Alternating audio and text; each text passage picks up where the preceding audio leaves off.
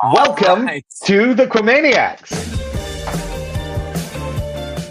Here we are live. It's a post-game edition of the Chromaniacs after a 1-1 draw against Vancouver. Tony Sanchez live from Snapdragon Stadium. I'm Craig Elston back in our Chromaniacs studio. Alex Pena. We were all at the match. Shiva in the background. Tony continuing his hard work. You've been at it morning, noon, and night, my friend. Tell me what the feeling was like downstairs after this club pulls out a point and keeps a tenuous hold on first place in the West. All I can say is Chiva and I at the press conference, we just walked out. Mikey Varez, Ian Piltchure, and Pablo Cisniega spoke. And all we could hear and feel is the large amount of bass from the almost party that was happening in the locker room right now.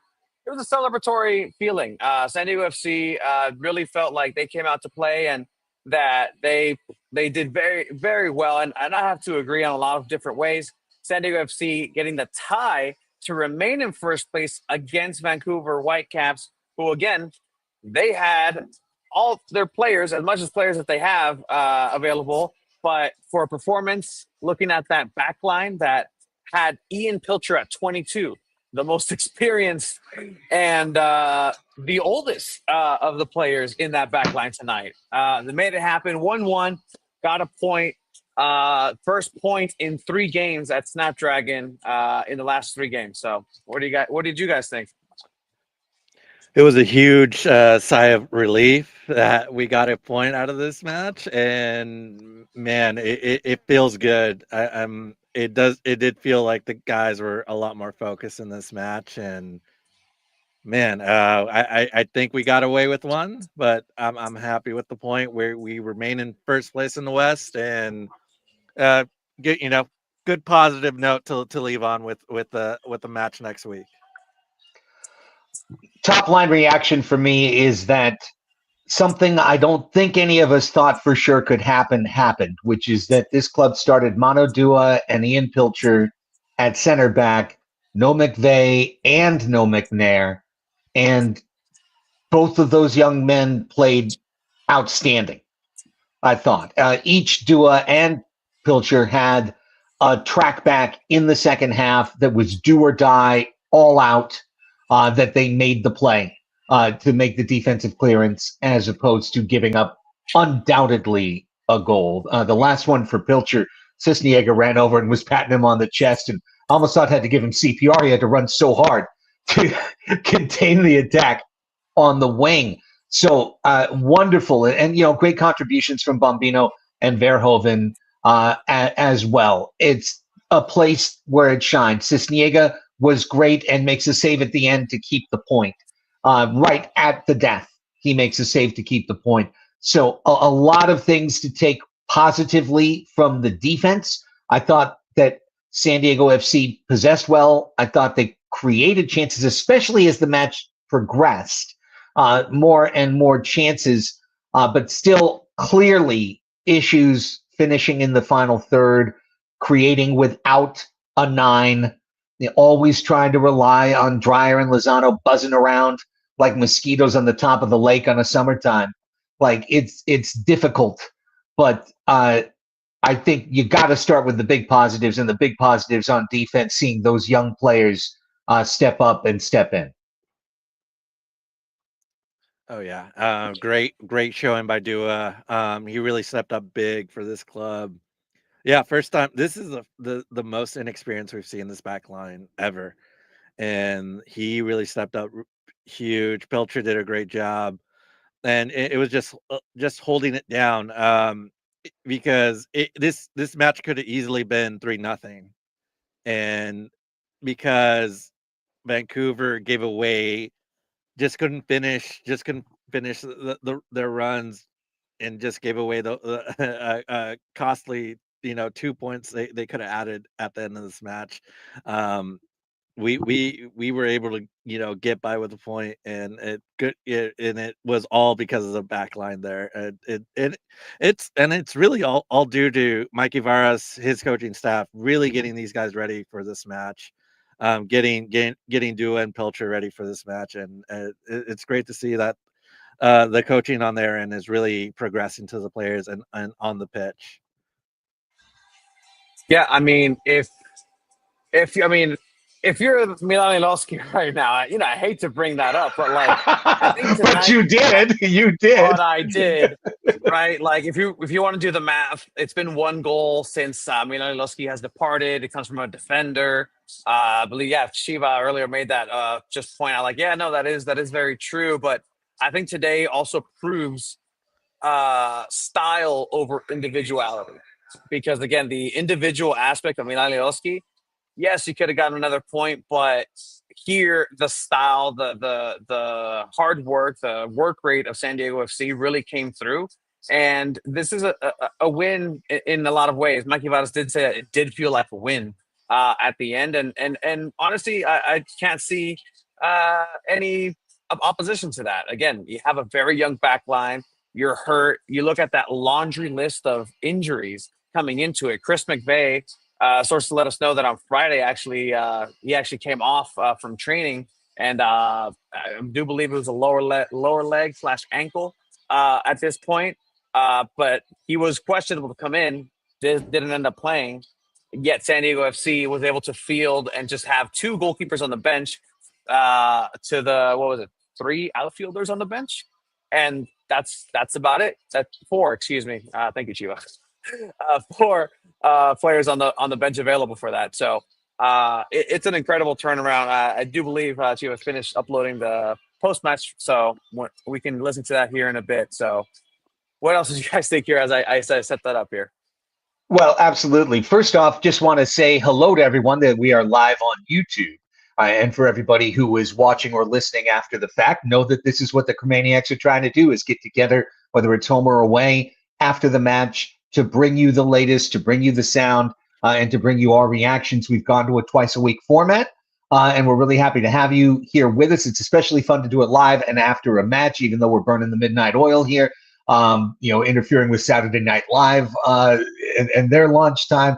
At least we beat them to the punch. So really love to see everybody in the chat. As you can see, we're cycling through some of those chat comments and bringing them up onto the main screen as well. So, keep them coming, and very, very happy to be here live. As Tony said, downstairs, he and Chiva doing the work, SanDiego.Futbol right there. So we'll be hearing from Mikey Varez. We'll be hearing from Ian Piltchure and Pablo Cisniega coming up momentarily. I wanted to get to a couple of things, one on each side, before we get there, guys, and then maybe some of the sound will get us to some of the answers, because I feel like both sides were left wanting in the second half. On one side, you had a video assistant review that called the referee over to the screen to look at a potential handball against Vancouver, which I've gone back with the time to be home now from the supporters section and looked at it, and also listened to the Apple TV broadcast of that moment, and they were convinced that it wasn't a great penalty, but it was definitely a penalty.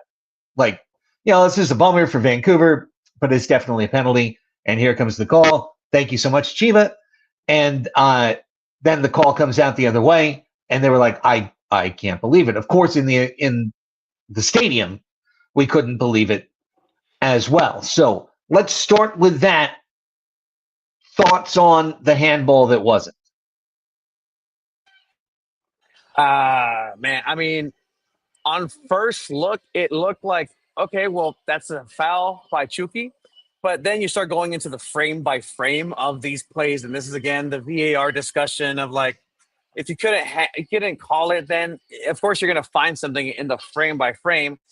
There's a chance that it can be a foul first, but then there's a juego peligroso, just a dangerous play, just a high boot that can also be called. But then at the end, it ended up being a VAR overturned because, as you said, VAR communicated with the center official, Da Silva, I believe, and said, hey, take a look at it. Even then, the center official was the one that pushed back and gave that official no. The recommendation for VAR was penalty. Take a look at this. center official has the final call and said, no penalty, no handball. Therefore, there's not even a free kick. Yeah, that's what I thought too. I thought at least we were gonna get a free kick out of it when I was, I was in the stands and watching it. And then, yeah, no call. And in the stadium, it was very hard to see what was going on because there was no real replay either. And but yeah, I thought it was a high boot, maybe at least get a free kick out of it, but nothing again.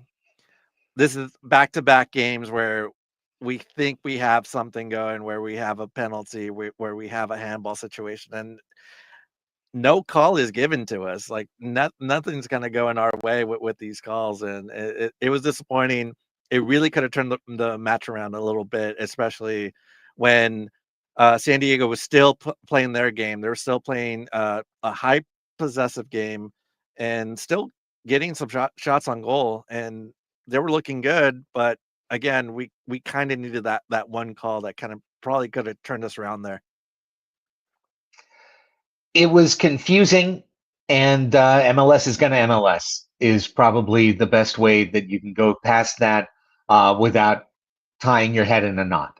Because I would like to say that, if the soccer gods were paying attention to this MLS match, what happened a few minutes later was of equally critical importance, which is that Brian White had 2-0 on his foot, dribbling through the defense, getting past Cisniega.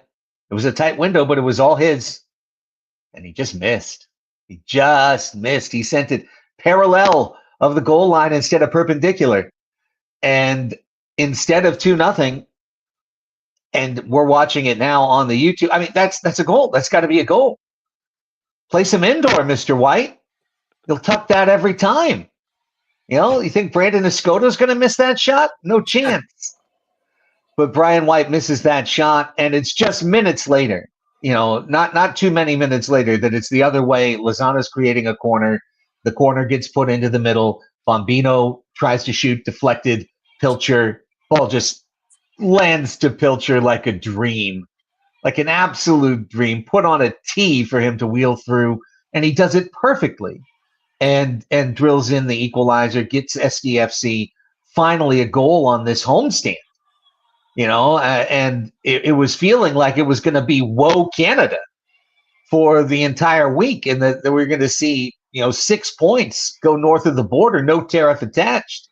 But instead, you'll see one at least held here, and it was the critical one that SDFC needed. Yeah, and that's the difference right there, right? Like they persevered, and honestly, I have to say that Vancouver they came and wanted to win this too. When it was 1-1, Vancouver didn't sit back and was comfortable with the tie.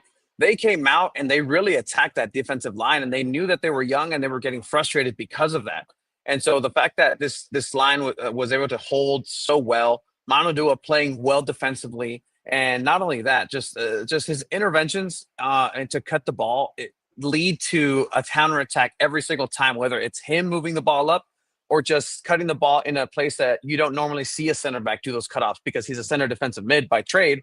So he's going to be in the midfield a little bit more and float there and then do that creation. He has the ability to move forward a la Busquets. Sergio Busquets is his favorite player of all time. So you can definitely see that connection right there. But I mean, happy for the kid, for Ian Piltchure as well. If there's one player that the team and the teammates really, really enjoy and really love having in the locker room, it's Ian Piltchure, because he's a great student and he learns. Yeah, and I do hope that in some sense we do get to see a little bit more Manu Dua, play a little bit more midfield because he does have that ball movement, ball control that I really like seeing from him, because yeah, from a center back, he was carrying the ball past the midfield and doing it very well, and he felt so comfortable with that, and passing the ball around, and I really like seeing that from Dua, and with Piltcher's goal. The funny thing is, it's so interesting whenever I see a struggling offense when it comes to football. somehow the center backs are involved, right? They come through at an important moment, and they just score a goal for you because no one else is doing it. Somehow that it all works out. And this time we got Ian Piltchure, and it was a great to see his first goal. And I was present for it, so yeah, and we were all were, so that was a lot of fun. Yeah, Yeah, we're really seeing some really good development with Piltchure from where he came from, starting that Austin FC game, which was terrible, and now we're seeing a little bit more. And I think the one thing I keep saying is, if we had a SDFC 2 team, he would be playing on it. He would be getting those minutes, but he has to do a lot of growing up on the first team. So, hey, good for Piltchure. that's an excellent point. When you look at the SDFC offense overall, I think you're seeing not only and we can harp on Milan Olaski until the cows come home, and then ask how many goals Olaski would have scored on the cows. Then like 3 or 4 at least, obviously, but it's not just a number 9 hole in the offense right now. Yeah, Angel, what did Angel do tonight in terms of impacting the offense? He was almost never a part of it, honestly. The ball was on Lozano's foot or it was on Dreyer's foot on one way or another, trying to weave their way in. Angel's just trying to draw space a lot of the time. But the guy I think that is more sneakily being missed right now, gentlemen, is Anibal Godoy. I feel like his physicality in the midfield is making it a little bit harder on both Yepe and Luca on either wing to create, to have the room to move. And I'd love to see, obviously, Godoy out right now on the injured list, but I'd love to see when he comes back how that helps open things up as well, because it does feel like right now that's I mean, honestly, they're missing people on 3 levels right now. SDFC they got incredible performance from the B squad center backs today, and center forward is just a hole right now, but center mid, that's a spot where you'd love to see Anibal get back.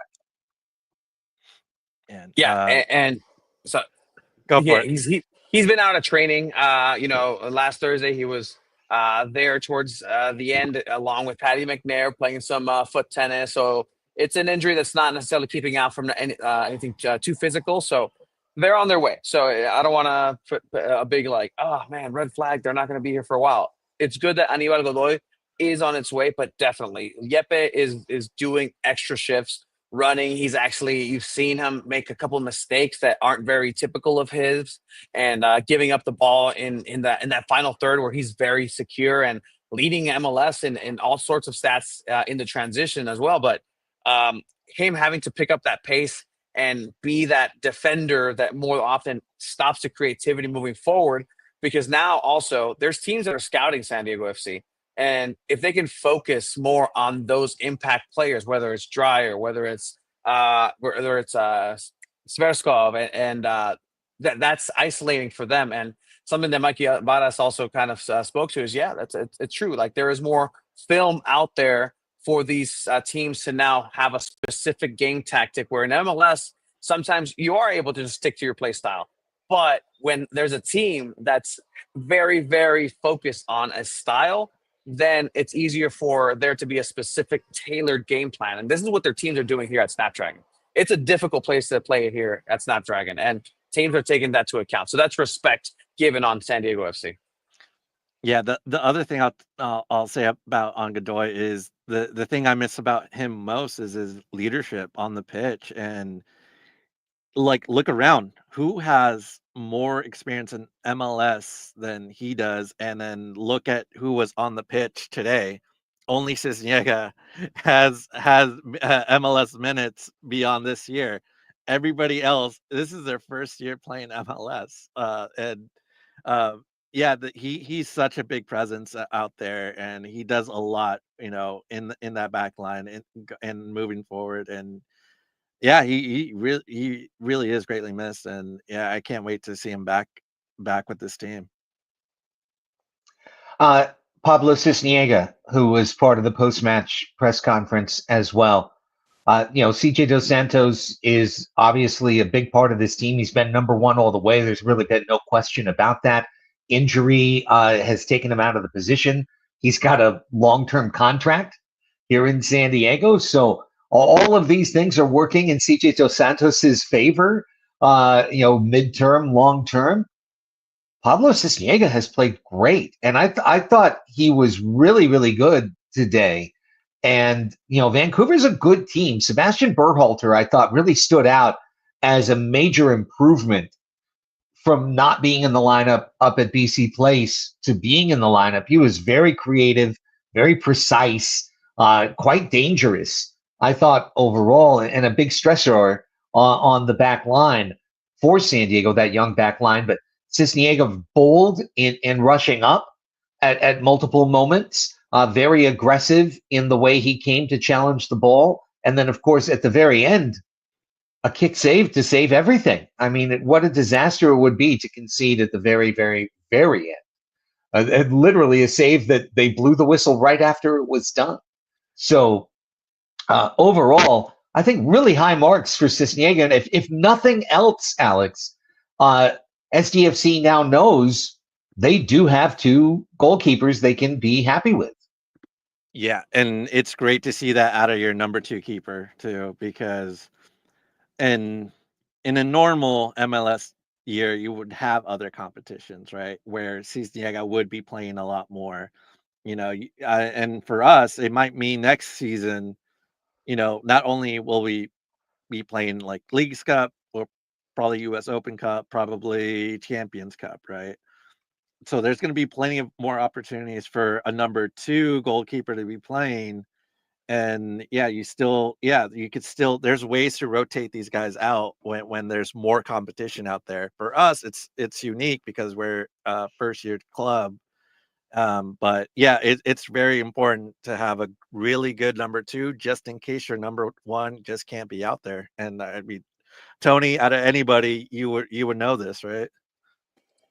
Yeah, and I mean, I've said it. I really enjoy the way Cisniega handles the goalkeeping position, and there's a couple of brave chances where he has to come out and make himself big, and that's just that prototypical Mexican goalkeeper style where sales con huevos and sales con todo, canijo, and you come out, make yourself big and expand, and that's very Osvaldo Sanchez-esque, and so I really enjoy that style. But you can tell that there's obviously a player goalkeeper needs to be really good with his feet, something that CJ Dos Santos is, I would say, better at than Cisniega. So you want to factor in the shot stopping ability with the experience that Cisniega has with CJ.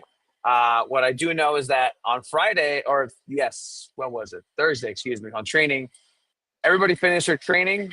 CJ Dos Santos stayed for a good 25 minutes after training to keep training. So these two players, they're diamonds cut diamonds. And I think, and Mikey Varez mentioned it as well, just what exactly is going on with that goalkeeping position, and if this signals a change of guard of some sort. Hey, listen, you usually don't want to bench a keeper when they're hot. Sort of like in hockey with a hot tender. They call them tenders there and keepers here. But if one's hot, usually it's bad juju to just sit down somebody when they're hot. Cisniega's played really, really well. And he's got a young front line, a young back line right in front of him. And it's a high possession, high pressure style that leads to counters. The speed of Vancouver's wings led to some really, really opportune chances tonight that SDFC just barely avoided conceding once or twice more. At which point everyone says, "Oh, bring back Dos Santos," but it wouldn't have been Cisniega's fault. The goal that he allowed wasn't his fault. He made a good save. The ball got to the right foot of the right player at the right time.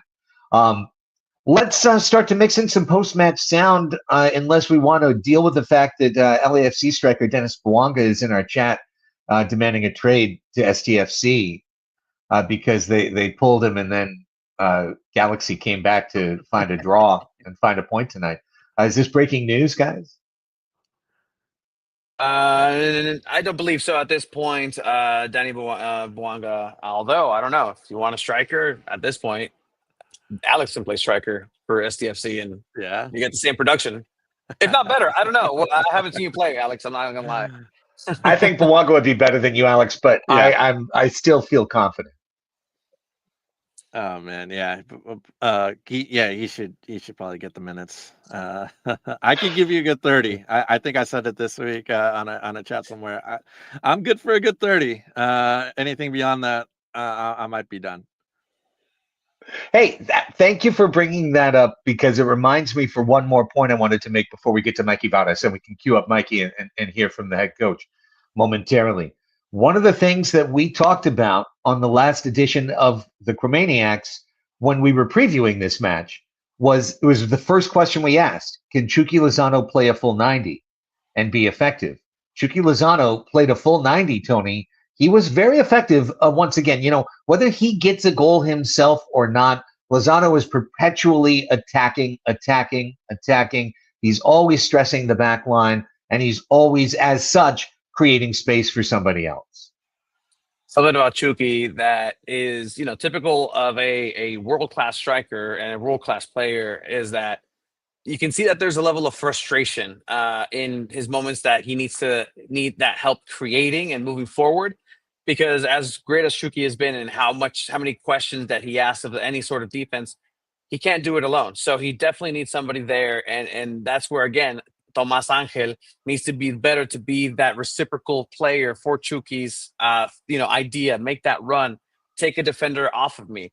Same thing with Dreyer on the other side. But for Chucky, I mean, it's really good to be able to see him out there when really have a really good match when in terms of work rate. But he's that player that, that's his style. And Chucky Lozano is always going to be high work rate and high energy at all times. And, he'll get in the face of players. He'll get underneath their skin. And that's somebody who you want fighting for your club.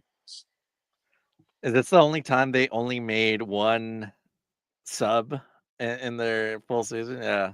Who else? There was nobody else. And then and then what I saw when Boateng came in was Dreyer was now the central forward. They made that move, so I'm always excited when Dreyer's like up there. He's probably the better option, or especially right now. So maybe moving forward, you got to move some guys around where that happens more until there's a move that brings in another striker. Transfer window is approaching. I mean, it's not that far in the distance anymore. It's kind of like that train that's waiting right off of the platform at Grossmont. You're like, are you going to get over here? Can you just get over here sooner? I'd like to get on the train. Let's get on the Varez train and hear what head coach Mikey Varez had to say after this 1-1 draw that feels like a win over Vancouver Whitecaos. Talk to us today, looking at the available players versus the performance that your team gave you today. How happy are you with this result? Yeah, I think the guys, we challenged the guys to show that we're a big squad. Maybe not in numbers right now, availability-wise, but in spirit and quality. And the squad got bigger tonight because you got two guys, draft picks, starting at center back. One of them, Ian, who I think really grew up today because he wasn't just next to a veteran guy who he could lean on. He was actually the guy who probably had the most experience, right? And then you got Manu, who showed that he's got high potential at the center back position. Oscar bouncing back off of a tough performance last game, and for me, having probably his best performance of the year so far. And I think no excuse mentality from the group, which I absolutely love. We go down a goal, either the group could easily fall and say, okay, everything is going against us, and we just kept pushing. And I know it's a 1-1 tie, but for me, it feels like a win because I think it's a dominant performance, especially the second half on top of it. And then can you just walk us through, in terms of your experience now going to the latter half of this season, MLS? You've had a couple of VAR situations. Just your interpretation of VAR to this point in MLS? Yeah, I prefer not to comment on that just because I think the referees are doing their best.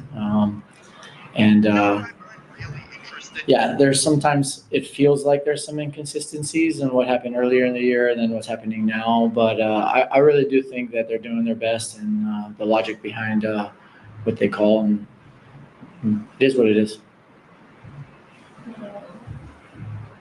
Mikey, another great performance from SanDiego. I'm curious, is the start tonight for him due to CJ still not being 100%, or does this now raise a question of who the starting goalkeeper will be moving forward? No, I mean, first and foremost, we're a culture of competition, right? So we've always said one of our values is to embrace competition.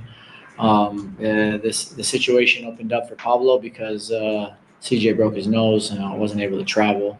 And then now Pablo's on a nice little run of form. So it's about being a great teammate and embracing competition. And CJ understands these situations, and it keeps things competitive. But at the end of the day, it's about who's performing in training, who's performing in the games. I know that CJ takes this as a competitor, meaning he's going to raise his level now, which is only good for the team. But he also takes it as a great teammate. He's happy to see Pablo doing well, and that's kind of the culture that we have, and I think he exemplifies that really well. Great stuff, as always, from Mikey Varez, a guy who I just continue to respect. In fact, to the point that I'll just say very, very briefly, the last time we had him, his comments on the previous show, he talking about Oloski, I thought he could have been disingenuous for the first time, and he wasn't. He was telling the absolute truth that day, which is that they weren't going to play Oloski because he wasn't going to be on the team. And at the time, it seemed like, come on, that's not a thing you say, but it was true. And right there, what he basically said was, CJ, keep working hard in practice, buddy. Pablo's playing well, and be a great teammate, and you'll get a chance eventually down the road. But I think SanDiego starts the next game. I could see that happening. They do have 6 days off until the next match, and I think it's going to be up to what they see in training and who they feel the most comfortable with. And when it comes to I guess really quickly the SanDiego's roster spot and his contract, they have an option to pick him up for next year, but it's no guarantee that. And especially with CJ's extension, there's no guarantee that they're going to automatically just going to pick him up for next year. So yeah, it could be, Pablo fighting for a job, for next year. And you know what? There's going to be enough games. Leagues Cup is coming up. You do have two battle-tested goalkeepers, like Mikey Varez said. Like at any given point, it's going to be CJ's turn to then step up and be that person that SanDiego FC needs. And again, it's really reinforcing that competition aspect, going back to the way that Lawfulson and Negri lost their spot to Bombino, Willie, right, and then Verhoeven. That's as data driven as you're going to get. And it's based on empirical evidence of what's been happening in training and in games. And it's been working. That's the thing. It's been working. And that's where, sometimes it's frustrating. It's frustrating seeing the same players try the same things. And then whenever it is that they divert a little bit from it in this style, it's pelotazos. They're just throwing the ball, trying to find Chucky. And it's just wrong. It just doesn't look right whenever they just deviate from that. So, again, just kudos to Mikey Varez and what his team has been able to do. And if they got a tie against the Vancouver Whitecaps, who wanted that first spot here, and they have incoming players, I have no way to question what they've been doing here. It's incredible. This was a line in the sand game. If they lose it, there's a lot to say. If they lose this match, there's a lot to say. They've given up first place, potentially shut out an entire week's worth of home matches and no goals since Oloski left, and so on and so forth and so on and so forth. Instead, Vancouver's getting on a plane pissed, kicking themselves. How did we miss an open goal twice? How did we concede late to a center back? We did so much work to keep Lozano and Dreyer bottled up. We did so much work to keep Luca Della Torre on an island so he can't impact the match. And what do we wind up with? Piltchure scores a goal, and some kid named Dua that we don't even, like, was he picked in the draft? What? And he gets a huge clearance, and then Piltchure gets a clearance. SanDiego, the backup keeper, like, on every sense, Whitecaps, whatever their Chromaniac show is, should be just filled with venom this evening and regret. So I've got to agree, guys, with Mikey when he says it's a win of a draw. And people laugh about that are outside soccer, but this is the example of a draw that's a win. It's this one. Yeah, I have to agree. And yeah, we don't see Vancouver until maybe playoffs, and we get 4 points out of the season, and that's great. Way to cap off this season series here. Yeah, way to white cap it off. Sorry, White cap it off. There was There you no go. need. Look, I'm tired. I'm here at the stadium. I'm one of these days, guys. We make it happen. Let's hear from Ian Piltchure, and he's the guy who pilched a goal away from Vancouver tonight. What a performance for young Ian Piltchure. More post-match coverage live on the Chromaniacs.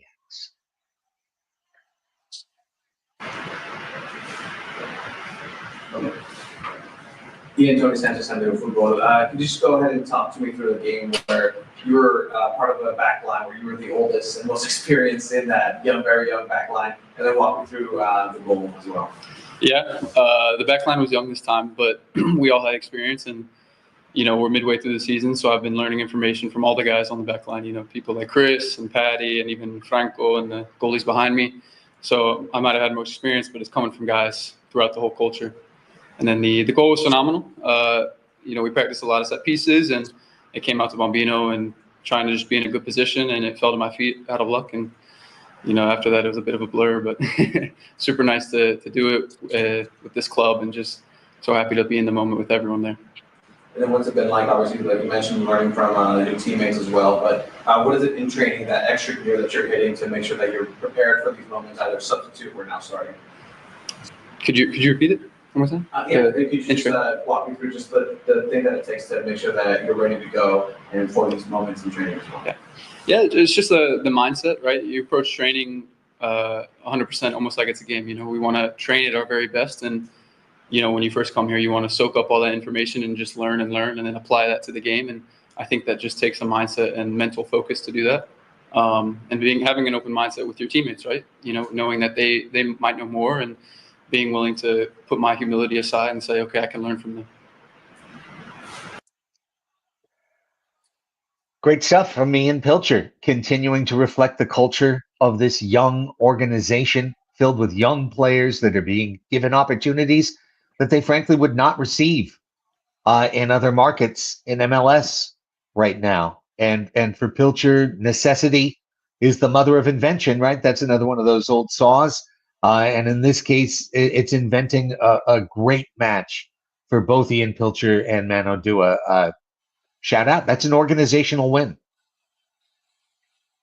Yeah, that's huge. And yeah, we're continuing to see like this team grow up and keep growing, and this is the type of team that Tyler Heaps and the rest of the front office that they envision. They want to see these young guys keep growing and developing, and that's how we're going to keep building our roster, not just this year but for years beyond. And it's always going to be young guys, 18, 20, 21-year-olds that are going to be coming through the system and playing first team minutes for this club. So that's pretty exciting to see and be witnessing a pretty young club that's winning. They're winning on the pitch.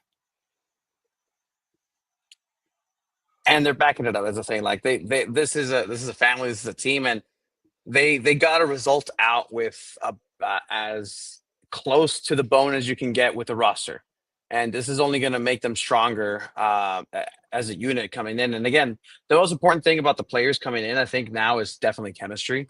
If you're Tyler Heaps, you're Mikey Varez, you're very intentional about who is going to fit into this roster, who's going to bring the vibes up and not mess with them, because again, it's a very delicate situation and very fine, much like the play style. If one person messes up on that play style, it's almost catastrophic. It's almost guaranteed to be a goal scoring opportunity for the opponents.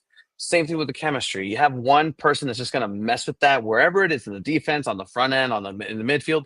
This whole thing can start blowing up and imploding. So very important days ahead for San Diego FC, Tyler Heaps, and Mikey Varas for how they're going to construct the rest of this roster for the season. Do we still have Cisniega to hear from? I'm looking at Cisniega, and it looks like the Spanish one is the one that got uploaded. So Okay. we can have those later, or we can, No, that's fine. That's all good. Essentially, he said that, he's very thankful for the opportunity and he's stepping up for it, and very proud of the fact that he has a very young back line. And after he actually went up to Mano Dua and just said, "Hey, I'm so happy for your performance. Thank you for having my back." And again, very, very, very reciprocal of that love and that he's getting on the back end. So this team is a team, and this is what in soccer you definitely need. A team will always, every single time, supersede individual talents. And that's what San Diego FC has on both ends. Well, that's beautiful. So the last thing for me really is that I thought it was a huge night for Frontera SD, and a great night for the North End.